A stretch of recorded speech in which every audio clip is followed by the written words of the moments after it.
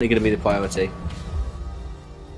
Yep, and with that, there's going to be an Idris ban start off between these two teams today, at least. We have not seen an Idris ban yet. We have seen a Lance ban, however, but that leaves Grace open on the table for the side of Elite 8 to pick up, and I would see no reason for them to not do that, especially with Idris already banned out.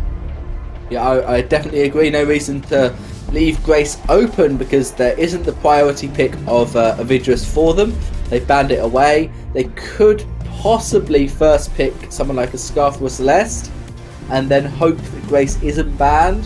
But I think you can counter somebody like Celeste or Scarf with Black Feather or Taka, and it's impossible for Infamous to pick one, pick a mage, ban the other mage, and then pick up an assassin, because there's always another assassin left. But they are going to go, we want to pick Scarf, and now the best play probably from Infamous is just pick their Grace, and then if Celeste is left open, go for it. If not, just pick up a Glaive, and then Infamous have got a fantastic comp. They got Grace and Glaive again, which we already saw was extremely strong. But if Glaive is banned, then they get Celeste for free. So I think Infamous could be in a really good position here if they just first pick Grace. Yep, I definitely agree with you there. We saw Scarf and Lance being the two first initial bans between the teams in the previous matches, but they're going to leave Grace open and go for the Celeste pick. They might not even ban Grace, or they may. I don't see why they should. However, there are other roamers with good stun and CC capabilities, so it could be an option to go for the Grace ban themselves. But as you said, they could just try and limit the options of, Elite 8 only gonna have this one ban, and they now have to choose: do we ban the Glaive or do we ban the Grace, is what I'm looking for. Yeah, because Glaive can also be flexed as a captain, so if they leave that open, that still leaves a weapon power laner that Infamous could pick.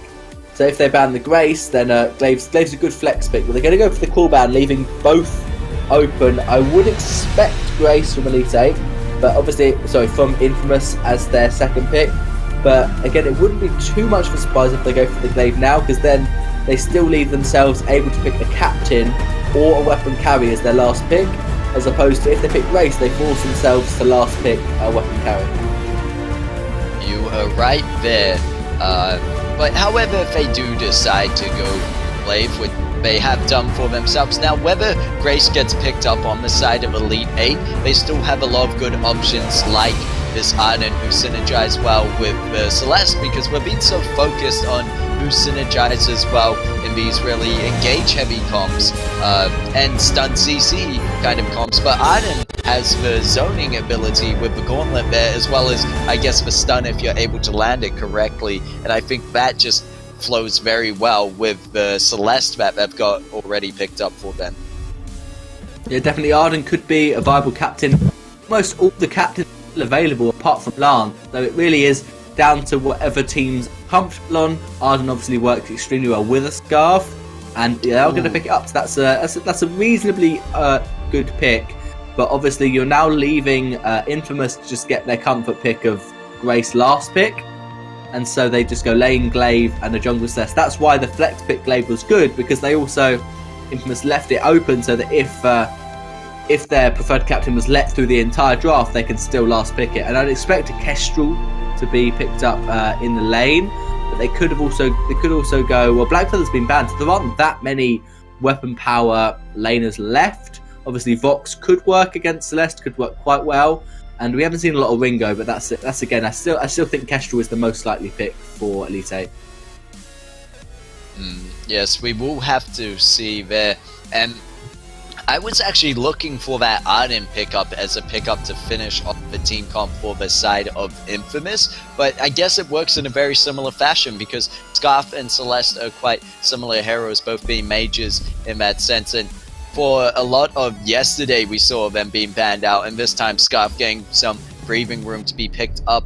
We'll have to see what the side of Elite 8 can do there on the Scarf, and more than likely, I'd agree with you that the Grace will be the final pick up for the side of Infamous, just for a bit of comfort. Yeah, I definitely think that Grace would be just work fine. I highly doubt we're going to see lane weapon Grace taken away from them, because you have to pick a weapon power carry, and I highly doubt that Elite 8 are going to risk it and take that very out of the meta pick just to try and deny it away. With Catherine still open, it doesn't seem like that would be necessary. So other than weapon Kestrel, perhaps they could go for the Vox, because that is more comfortable. We know that Elite 8 do like to play their Vox, and so that's definitely a possibility. We are going to find out what that last pick is going to be, and I still think that despite anything that Elite 8 are going to pick, we're still going to see a Grace last pick for Infamous. Yep, and so we're just weighing on it here. There's for Arden, and so back to where we were previously, and quite a few options still left open here. I mean, the Black Feather was banned out, however, which could have been preferred, or we've seen quite recently Black Feather picked up a lot in the jungle slot, but they're going to go with that Grumpjaw instead. Grumpjaw did get a nice buff. I was considering talking about him, but didn't think that anyone would be risky enough to actually play Grumpjaw.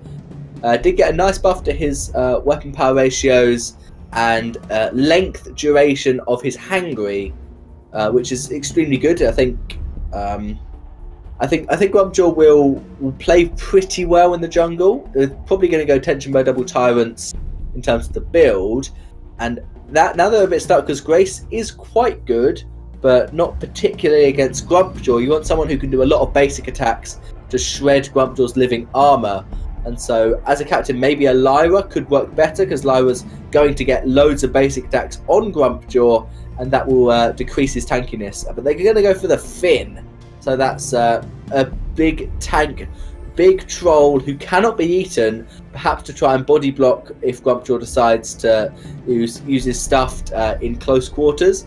And also, obviously, there's likely to be an echo on that Force to Court to try and pull Scarf in towards Glaive. Yeah, that Finn pickup, I think just a very good response to the side of Elite 8's draft, especially with that Grumpjaw, knowing that Grumpjaw has to come in close if he wants to do anything. Once that Quibble gets overdriven, they're going to have that stun available to them, and with the level 6, they should be able to pull Scarf out of position, especially with... it's going to be tough to say whether they'll be able to kill the kill. They have a lot of CC coming out from the side of Infamous, which seems to be the playstyle they're very used to playing and comfortable with. So even with this Finn pickup to finish it off, I think that they should be able to do well for themselves, and I'm preferring the look of Infamous's team comp for this draft here, and looking there that they have the core collapse, afterburn, and Quibble available. There's only so much Arden can save Scarf from, and well, what Scarf can save himself from with the reflex block.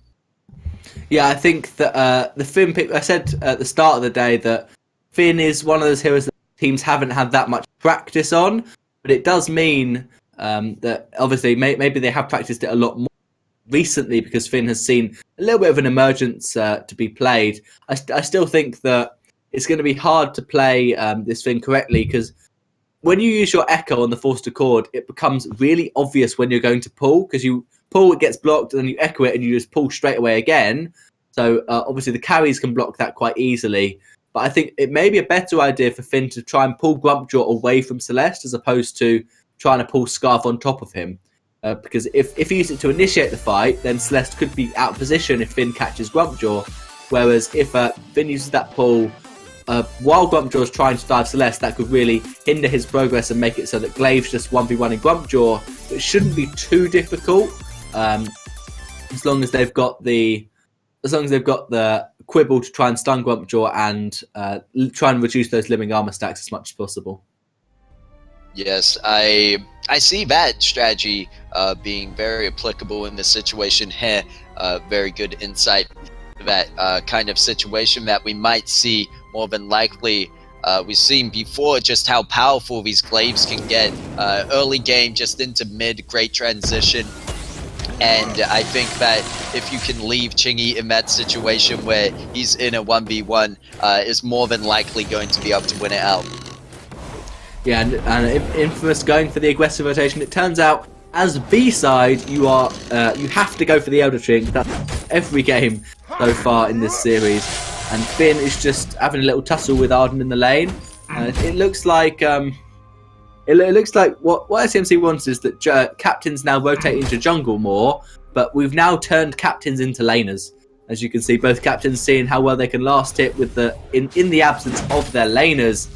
Scarf's going to do a little bit of damage, and it looks like both. Actually, Shingy's going to come up to lane. Did not expect Shingy to be this aggressive. There's the boots. Everyone's got boots on the side of Infamous. That's a CC chain. That will be a dead Hunyega's first blood going over to Infamous. It was interesting at the start that all 3 members picked up boots. That was to try and get to the Elder Treant as quickly as possible. Speaking of the Elder Treant, they're going to do another rotation down to it. And obviously on Glaive, it is vital to have those boots because you just boots in, easy afterburn to get Scarf out of position, and the CC chain, Celeste can land her core collapse. And it's really good start from Infamous. It looks like they're going to go for another jungle rotation. Both laners just rotating through the jungle together. Spaghetti already on 20 CS, so there's an awful lot of what is it? Hyper carry being used on Spaghetti. He's got every single jungle farm apart from 3. So the CS is pretty even between the 2 teams, but Infamous are just going for a complete focus onto just Spaghetti. Yeah, and I mean, why not? Especially if you're not putting Spaghetti into that jungle role, you really want to be trying to get them up to that level 8 as soon as possible. And when going up and against Scarf is definitely a bit of a race there between the 2 carries. And we now see Scarf respectively going to the backs of Elite 8 and taking those away. But right now, you're right. Spaghetti just ahead that much more. And especially when they're getting this mid Treant is going to help them just that little bit more. Yeah, it's very passive from both teams. Obviously, when the mages are let through, when Scarf and Celeste are not picked or banned, this does imply that we're going to have a very passive, very waiting game to see who can farm up better, who can rotate stronger and faster. That's what he's trying to stall the wave for Spaghetti, but it looks like he's going to be unable to keep all of them. And obviously, it's important to get as much CS and ambient gold on your jungler and your laner as you can. But the problem with doing that is you leave a possible first turret for your enemy to get. And Finn has got as much CS as Glaive at the moment. So, yeah, Spaghetti's really got to play this as well as he can. And I would be very surprised if Tezzaboy doesn't use the pull to keep Spaghetti alive, because it's just so obviously a hyper carry comp at the moment. And that if Spaghetti dies, their comp falls apart. Whereas if Official Hein doesn't actually steal that Treant away, but whereas if Hunyegas dies, Official Hein has still got a bit of farm, so he can still actually try and kill Spaghetti and Chingy. Yeah, and now we see Glaive picking up that tension bow, and you're right, it is more Chingy on that Glaive is going to have to be there more to for the afterburn for sake, and just the early game just burst damage there from that tension bow. But towards the late, I could see Chingy maybe being a bit more, especially if things start to go in favor of Infamous, Chingy to be a bit more of a damage dealer in the team of Infamous and another second threat they have to deal with. So I would say towards late, maybe Spaghetti, even if they do go down, leaving Chingy alive on that backline could be very devastating as well. And that is true. Tension bow proc can really hurt if the team fight goes on for quite a while. Glaive's going to get multiple tension bow procs, and so obviously that's something you need to be worried about. And it's just really odd to see Spaghetti 5 minutes in is already on 63 farm, and he'll be on 70 pretty soon. He also is waiting for this Treant to spawn. There it is. And Finn is being the new laner for Infamous. He's already on 8 CS, probably going to get 9 by securing this 1 minion, and he's definitely trying his best, trying out for the new laner position of Infamous. And it looks like Elite 8 wants to push this turret. Yeah, there's going to be a fair bit of aggression onto that turret with all 3 members of Elite 8 up in the lane, but Infamous responding to it now. Spaghetti and Chingy finish clearing that jungle. Might be looking for some return aggression because they know Hunyegas is going to want to go back to the jungle. However, Hunyegas staying to defend this turret, making the better decision, doesn't want to give over too much early damage just yet. And Infamous realizing that they're not going to waste any more time here and going straight back to a rotation, but both teams just putting so much pressure on the lanes right now. I think it's really a good strategy to abuse when you know that the laners always want to be going back to the jungle to get hyper carried, that you're going to have an easier time putting pressure onto the lane and pushing for some early turret damage. And right now we see Afterburn going in. Quibble does miss from Tezaboy, however, Anime Save Me able to get out there nice and safely. Meanwhile, Official Hein waiting in the wings. It's going to go on to Chingy. Is going to use Stuffed as well and pulling him back into the rest of the team called by Elite 8. Goop was put down instantly, followed up by the Spitfire. Great synergy there coming out by Elite 8 as they pick up a double kill and move onto this turret. Spaghetti left alone. What can they do? They use the core collapse. They're trying to get away with the Heliogenesis. They managed to trade out the kill with Grumpjaw, but it's going to be the ace of and more than likely the first turret. Basically, Scarf was trying to 1v1 the turret versus the turret barrier, and Hunyegas took like 3 turret shots and 3 basic attacks just trying to take it down, and the barrier went, nope, wait for your minions and then you can take me down. But yeah, Spaghetti, even though he was being hyper carried, hadn't quite spent the gold to be able to pretty much 1v3 at the end there. I was very surprised when Official Hein ate Shingy. There was a core collapse was available for Spaghetti, and Spaghetti just didn't use it to try and keep Shingy alive. So Shingy obviously put down on top of the goop, that was then ignited, Shingy deleted instantly. I was very surprised Spaghetti didn't use that core collapse to try and keep Shingy alive, because I don't think there was a Crucible, but there definitely wasn't a block on Official Hein, so they would have had to use Crucible just to stop the core collapse. Tezaboy will find Official Hein, but the Quibble doesn't land, and there's no stun up on that yet, as Tezaboy's still sitting back at level 5, but we'll see Spaghetti already hitting that level A is going to have extra range, and Hunyegas respectively as level A as well, but it's going to be Anime Save Me who will break us level 6 going in with the Gauntlet, manages to catch out Chingy, but isn't going to really get the kill there, and in fact Official Hein taking more damage than anyone in that team fight, and Elite 8 being forced to back out of there.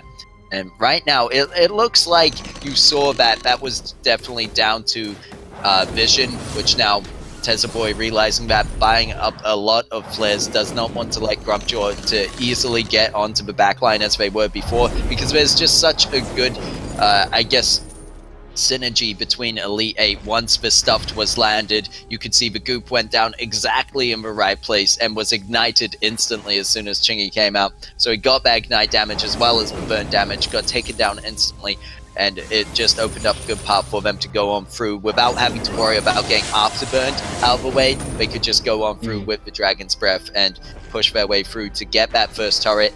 Meanwhile, while keeping their own turret fairly healthy at point. Yeah, definitely. Infamous are behind on the objective, but 9 minutes, 3 completed items for Spaghetti. This is why they've decided to hyper carry him, so that he can get as much damage as possible. And it looks like he's probably going to try and get a piercing shard before 10 minutes, maybe. But then again, Hunyegas has seen what's been going on and has copied it, basically. He's just copy-paste. If you're going to take all the farm away from your glaive, I'm going to take all the farm away from my Grumpjaw. And now it becomes 2 hyper carry mages up against 2 kind of useless supports with CC. So Grumpjaw's got a Stuffed, Glaive's just got an Afterburn, and apart from that, they're not really damage dealers. So this is a really interesting game, and I wonder what's going to happen once Spaghetti gets fully built, because then Shingy's going to want to take all of the farm, and there's going to be a fight breaking out. Oh, it looks like a beard poke going on to Tezaboy there, and Tezaboy could look to use this Forced Accord, just like how the enemy team Elite 8 put their own CC into chain here. It could be very well used with collapse coming out from Spaghetti, but instead they're going to push for some damage onto this turret, and I think right now Spaghetti being 143 farm at 10 minutes in has more than enough to take this turret. You can see the Supernovas doing a fair bit there, and Anime Save Me gonna respond that one with a Gauntlet followed up by the Dragon's Breath, but Hunyega's just going to get punted back in the meanwhile, but it's Glaive standing in the goop. It's not a good place to be. You're getting burnt alive. Spaghetti trying to do what they can. Might be able to get a trade out for this one. They managed to pick up the kill onto Grubjaw, almost getting Anime Save Me. They get the double, and it's going to be Finn to pick up the scarf. And this was what I was wondering. You could see, although Hunyega's was like, okay, you did this, I'm going to copy-paste you. By copying, it was still Hunyega's was on the back foot. They were behind just a step, and Spaghetti already had, I'm not sure, tattoo boots didn't really matter in that situation, but you could see overall the item trend that there's the infusion that Spaghetti had in that pocket, and Hunyega's did not. Therefore, winning out that fight overall, and I think just landing more effective hits and that Eve keeping them alive in that situation. You're wondering if be able to make a trade. She did a bit more than that and just got a triple kill. And I don't know what Official High needs to do, because he ate up Celeste, which is exactly what you want to do. But then Celeste just Eve of Harvest regenerated so much health and dealt immense amounts of damage. It looks like Celeste is not able to get Broken Myth just yet. Probably going to be able to pick it up after this wave, so that's going to be a 12-minute Broken Myth, 4 damage items on Spaghetti, and that is something to be worried about, because we see the clockwork third on Celeste just to try and get as many helos down as possible. But here we go, so Spaghetti infused Broken Myth. This is going to be a fight for Infamous, and I don't see them losing it unless some blocks are missed. Weirdly enough, there's a Aegis on Tezaboy and no Crucible, and Spaghetti hasn't got a block. So the Gauntlet, Spaghetti will be trapped in, and the Stuffed can't be blocked by Spaghetti. So what do you think of that idea, my question? Obviously for the extra barrier on Finn's B, which is why he's got Aegis. Yeah, I did realize that pickup of the Aegis, and it is a bit interesting to see Tezaboy do so, of course, as you mentioned, for the extra barrier. However, it leaves Spaghetti in a very risky position by not having their own block up. Well, we see the reflex block just picked up then, but previously, if they had got themselves in a team fight and stuff was landed on Spaghetti, I believe that would be the only way Elite 8 could turn that around, if Officialheim was able to get onto that backline and then bring Celeste back towards the rest of You say that, but that's exactly what happened in the previous team fight. Spaghetti was eaten up, they killed Glaive, they didn't kill Finn because Finn takes too long, and then once Spaghetti was put out of the stuffed ultimate, he just destroyed everyone because he was put out on top of Scarf, but Celeste just had more damage having that infusion, and it was really odd. But I think what they need to do is they need to eat Glaive. Obviously you can't eat Finn, so they have to eat Glaive, get rid of that CC, and just try and dive Celeste as much as possible. Yeah, what you could see in that situation, it was Glaive who was standing in the goop. Celeste was actually just around it and managing to stay alive, although Celeste was taking a lot of damage overall. And you're right that, Force to Core going out isn't going to land, but the Solar Storm will take Scarf out instantly, and I think that's something that Hunyegas didn't really think about when copying that build, that Celeste has a global ult, and when you're building no defense, either of you, well, guess who's going to get hurt more across the map in our range?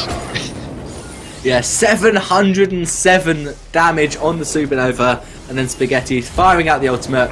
It's just 183 CS. He's about 13 a minute. I don't think he's quite at 14 a minute as he was 10 minutes in, but he's going to be fully built now. He can afford to get an Aegis. Spaghetti can afford that with 1,550 gold and almost get Journey Boots. So after that, I assume the CS will start going to Shingy, but it looks like they want to fight. Well, Anime Save Me with the Gauntlet over the wall. It's going to be massive, trapping out Infamous as they get pushed down by the Echo Gauntlet as well. And Elite 8 are going to go in for a possible kill, but the Solar Storm is massive as Celeste just pushing through with that. Going to pick up the double kill onto Hunyegas and Anime Save Me. And Officialheim left on their own. Core collapse over the wall for the triple, for their ace. GG. Why I say GG. It just feels like that right now. Fair enough. That is just Spaghetti playing so well on the Celeste. I think the first gauntlet was really good. Trap Celeste inside, force her to block out. The second gauntlet, I know exactly what Anime Save Me was trying to do. He was trying to get 2 gauntlets down in a Venn diagram sort of shape so that he was inside both of them. They were both active. But in doing that, he didn't trap Spaghetti inside the second gauntlet. and so it was just a waste. He should have cut his losses on the first gauntlet, said, okay, I forced a block, just run out of that gauntlet and use the gauntlet much more aggressively to get Spaghetti inside, who is now fully built 15 minutes in on Celeste. That is not something I've ever said before, and that is extremely impressive. 200 CS almost already. And Elite try and take this Kraken down.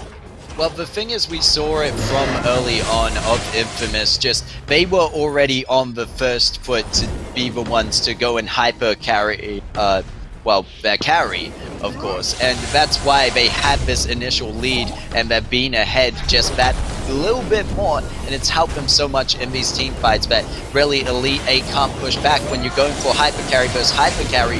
If we go back to this kind of meta, that you know it's just which carry gets the items ahead, and right now it's that Celeste who's sitting on the Journey boots. And Jaegers, what are you doing? Oh, but Jaegers gonna get caught up with the snipe, not quite. It's not gonna happen twice, but Official Hein is going to take a lot of damage there. They did manage to defend this Kraken off. They just need to go back to base, but 795 damage is gonna be massive. Stuff just gonna land on Spaghetti, but it's not going to be enough, as Spaghetti just gonna get knocked out of that one and takes the kill onto Official Hein. Anime Save Me cannot save the base, however, and the Crystal gonna fall to Infamous Legion in that third match.